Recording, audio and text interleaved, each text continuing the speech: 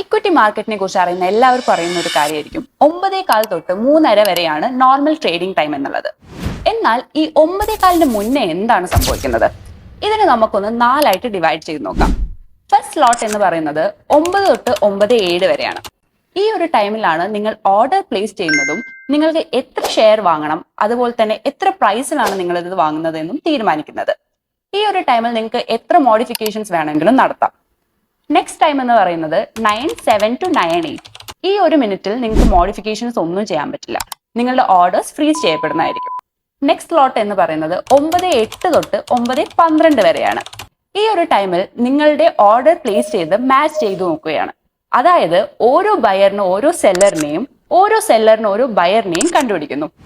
ഇനിയുള്ള 4 മിനിറ്റ്, അതായത് 9:12 തൊട്ട് 9:15 വരെ, ഈ ഒരു ടൈമിലും നിങ്ങളുടെ ഷെയർസ് ഒന്നും മാച്ച് ചെയ്യപ്പെട്ടിട്ടില്ല എന്നുണ്ടെങ്കിൽ നിങ്ങൾക്ക് ഈ ഒരു ടൈം ബഫർ സോൺ ആയിട്ട് യൂസ് ചെയ്യാവുന്നതാണ്. പിന്നെ 9:15 തൊട്ടിട്ടാണ് മാർക്കറ്റ് ഓപ്പൺ ആവുന്നത്. നിങ്ങൾക്ക് ട്രേഡിംഗ് സ്റ്റാർട്ട് ചെയ്യാവുന്നതുമാണ്. കൂടുതൽ ഫിനാൻസ് റിലേറ്റഡ് വീഡിയോസിനായി ഞങ്ങളുടെ പേജ് ഫോളോ ചെയ്യൂ.